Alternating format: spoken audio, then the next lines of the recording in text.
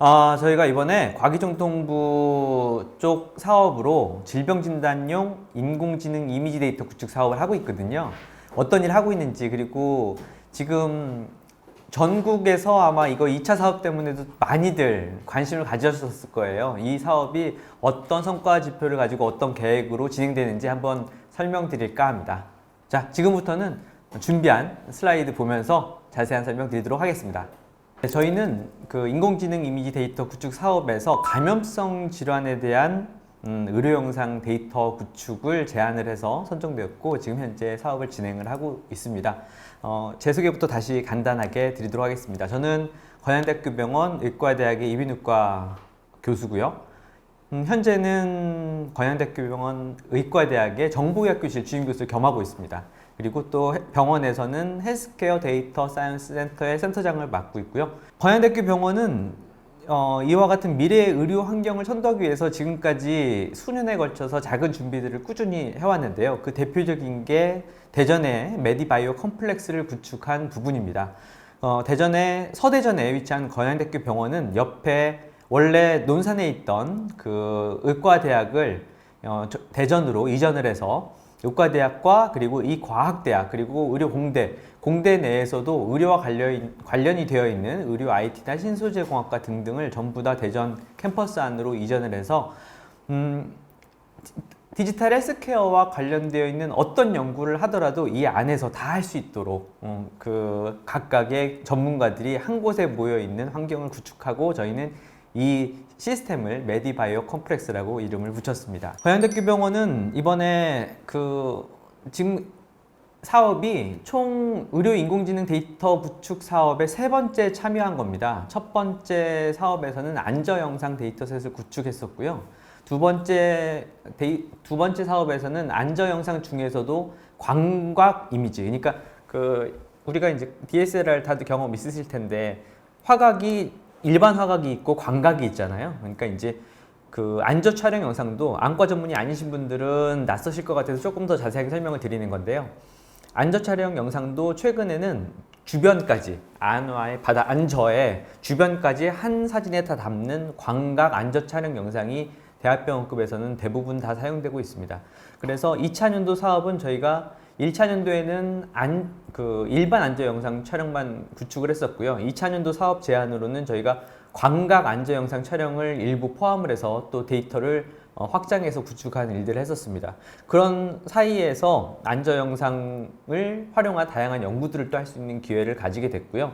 또 다른 사업들을 바탕으로 안저 촬영을 가지고서 녹내장을 선별 진단하는 그런 알고리즘을 개발을 하고, 기술 특허 출원 및 등록까지 완료를 해서 이 부분을 또 기술 이전까지 마무리 짓는 성과로 연결을 했습니다. 그런 일들을 하면서 건양대학교 병원 안에 있는 데이터들을 어떻게 효과적으로 잘 쓸 수 있는지에 대한 그런 공부가 많이 된 것 같아요. 병원 안에 데이터 다 많죠. 어느 병원도 데이터 많습니다. 하지만 이 병원 안에 있는 데이터를 다양한, 요즘에 개인 민감 정보 때문에 굉장히 이슈가 많잖아요. 잘 비식별화하고 안전하게 다루고, 그리고 또 표준화하고, 그렇게 해서 외부의 다양한 연구자들과 같이 협업을 하면서 실제로 어떤 결과물까지 내는 연습을 하고, 그거와 관련된 실제적인 성과까지도 맛봤다, 이렇게 말씀을 드리고 싶습니다. 작년에는 2019년 말이었죠. 2011월 29, 30일에는 건양 헬스케어 데이터톤이라고 해서 KHD라고 저희는 이름을 붙였는데, 밑에 보이는 지금 우측 하단에 보이시는 사진이 그 당시의 사진이네요. 사실은 시간이 좀 더 긴다고 하면 그때 사진도 여러 장 더 보여드리고 싶었는데요. 정말 많은 수백 명의 학생들, 그리고 각 스타트업에 있는 개발자들이 다 같이 모여서 날을 새면서 저희가 준비했던 안저 영상을 가지고서 딥러닝을 활용한 선별진단 모델의 정확성을 가지고 경쟁을 했던, 이 대회가 갖는 의미는 우리나라에서 의료 영상을 가지고 했던 첫 번째 데이터톤이에요.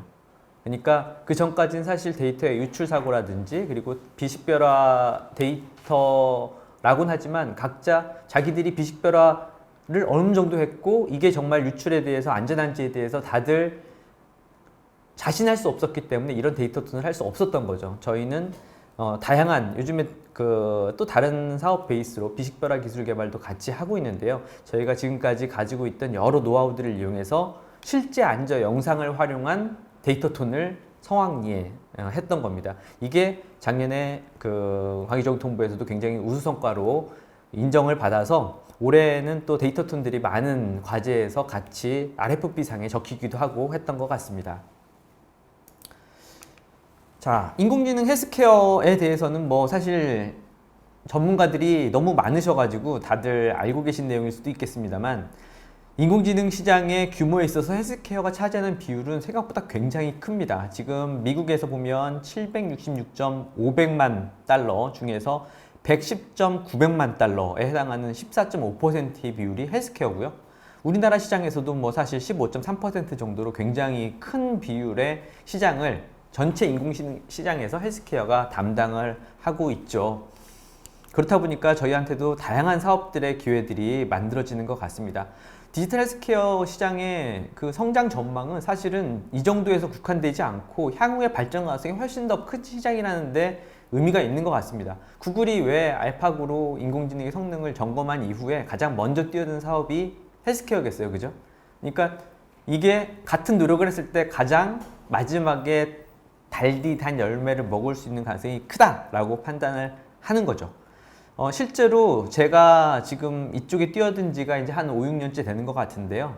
제가 처음 생각했을 때, 그러니까 제가 처음에 이제 이비인후과 쪽 진료를 많이 줄이고 정보의학과 관련된 연구들을 본격적으로 시작했을 때는 이비인후과도 굉장히 전망이 좋은 분야다 보니까 망설임이 없었다라고 하면 또 거짓말이죠. 그리고 주위에 있는 분들도 굉장히 우려의 걱정을 많이 하셨어요. 그런데 하다 보니까 점점 제가 생각했던 것보다 훨씬 더 빠른 속도로 디지털 헬스케어와 관련된 시장이 성장하고 또 정보의학과 관련된 비전이 커지는 것 같습니다. 이 속도가 지금 이렇게 2024년까지를 봤을 때 이 정도, 그러니까 지금 현재 2020년이니까 지금보다도 기본 3배 이상 가까이 되는 정도의 시장 전망을 가지고 있습니다. 그러니까 많은 연구자들이 모여서 머리를 맞대고 연구를 하는 거죠. 의료 영상과 관련된 인공지능은 그 중에서도 굉장히 가장 먼저 각광을 받았던 부분입니다. 물론 지금 기계학습과 관련된 여러 가지 방법들이, 노하우들이 IT 쪽에서 또 계속 소개되면서 지금까지는 의료 영상에서만 머물던 것들이 더 다양한 시도들이 많이 이루어지고 있긴 한데요. 그래도 의료 영상 인공지능이 갖는 의미는 굉장히 짧은 시간 내에 상용화까지 이루어진 결과를 헬스케어 분야에서 이뤄냈다는 것 같아요. 그러니까 지금 제가 뒤에도 곧 소개시켜 드릴 텐데 이미 상용화된 솔루션들이 몇몇 스타트업에서 개발이 돼서 전 세계 시장에 보급되고 있죠. 그 부분이 다른 연구들에 비해서 굉장히 상용화 가능성이 높은 부가가치의 생성이 굉장히 쉽게 될 수 있는 그 비전을 보여준 계기인 것 같고, 때문에 인공지능과 관련된 연구들의 논문 숫자도 이와 같이 기하급수적으로 증가하고 있습니다. 의료영상 연구 중에서도 이제 대표적인 것들을 몇 개 꼽자면 네이처에 실렸던 논문이죠. 유방 촬영과 관련된 영상을 가지고서 유방암을 선별 진단하는 이런 소프트웨어들이 또 알고리즘들이 소개된 적도 있었고요. 그리고 또 폐암을 진단하는, 그러니까 이제 저희가 CT를 찍는데 그 CT를 기반으로 해서 작은 병변도 놓치지 않고 디텍션하는 그런 방법들이 또 소개도 됐었고, 또 최근에는 이슈가 디지털 패솔로지, 아시는 분들은 아마 다 한 번씩은 들어보셨을 거예요. 병리 소견을 사실 보다 보면 이게 지금 병리과 교수님들이 생각보다 전국에 적으시거든요. 그래서 지금 굉장히 판독하는 데 재미 걸리고, 그리고 또 유리로 만들어진 슬라이드의 보관 관리와 관련된 이슈들도 최근 대형 병원들 중심으로 굉장히 커지고 있어서 이와 같은 것들이 결국은 디지털 스캐너를 통해서 슬라이드가 이제는 1과 0으로 되어 있는 그런 데이터의 집합으로 데이터셋이 만들어지고, 그게 외주 판독분이 이제 굉장히 쉬워지겠죠. 지금의 마치 엑스레이, CT, MRI가 외주 판독으로 연결되는 것처럼 이제는 패솔로지도 어느 순간 그렇게 그 시장이 변화할 것 같습니다. 그와 관련된 연구들도 최근에는 굉장히 많이 소개가 되고 있죠. 그렇다 보니까 이쪽과 관련된 스타트업들도 정말 많이 기지개를 펴고 있습니다. 우리나라에서 대표적인 기업들도 몇 개 보이고요. 그리고 전 세계적으로도 정말 많은 스타트업들이 디지털 헬스케어라는 주제를 가지고서 시장에 도전장을 내밀고 있습니다. 이 사이에 그 병원, 사실 IT를 하시는 그 스타트업을 하는 분들은 대부분 이제 IT 엔지니어링 기반의 도메인 지식을 가지고 계신 분들이 이제 대부분인데, 디지털 헬스케어는 기본적으로 수요자가 환자 내지는 의료진이기 때문에 병원에서의 어떤 아이디어가 잘 찾아지는 게 굉장히 중요하거든요. 그래서 그런 부분에서 제가 또 역할을 하고 있고, 그리고 저희 센터에서 맡을 수 있는 그런 역할이 있는 것 같습니다. 아까 상용화에 대해서 제가 방금 말씀드렸던 것처럼 이미 2020년 4월 기준으로 식약처에서 허가를 받은 인공지능 의료기기는 다음처럼 굉장히 숫자가 많습니다. 그리고 이게 들어가는 속도는 아까 보셨던 그런 기하급수적인 증가 방향을 그대로 따르고 있습니다. 정말 많아질 거고요. 앞으로는 의료기기를 이야기할 때 이제는 인공지능 기반의 의료기기, 소프트웨어, 그러니까 SAMD, 소프트웨어 as a medical device라고 불리우는 이 인공지능 알고리즘을 탑재한 의료기기의 그 시장이 굉장히 커질 거다라고 저는 자신 있게 여러분들께 말씀드립니다. 국내 공개 의료 영상 데이터들은 이런 백그라운드를 가지고 만들어졌습니다. 정부에서는 우리나라의 스타트업들이 어떻게 하면 전 세계로 뻗어나가서 다양한 사업들을 할 수 있을 거냐에 대한 고민을 데이터댐에서 찾고 있거든요. 그러니까 많은 스타트업들이 병원에 있는 데이터를 가지고서 연구를 해가지고 상용화된 서비스들을 개발하고 싶지만, 이게 병원 안에 있는 의료 영상 데이터에 접근한다는 건 처음 스타트업들한테는 굉장히 큰 문턱입니다. 굉장히 높은 문턱이에요. 다들 아시잖아요. 병원 안에 데이터를 외부 사람들이 접근해서 활용하는 게 얼마나 어려운지. 때문에 이거를 국가에서 직접 나서서 국책과제 베이스로 데이터를 구축을 하고 그 구축된 영상을 국가가 관리하는 안전한 연구 폐쇄망에서 제공하는 그림을 그렸던 거고요. 그 사업이 이제 횟수로는 한 3, 4년 정도 진행된 것 같습니다. 첫 해에 만들어졌던 여러 영상들 중에서 몇 가지만 소개시켜드리면, 국립암센터에서 만들었던 유방촬영술 영상이 있고요. 그리고 거양대학교병원에서 만들었던 안저 영상이 있습니다.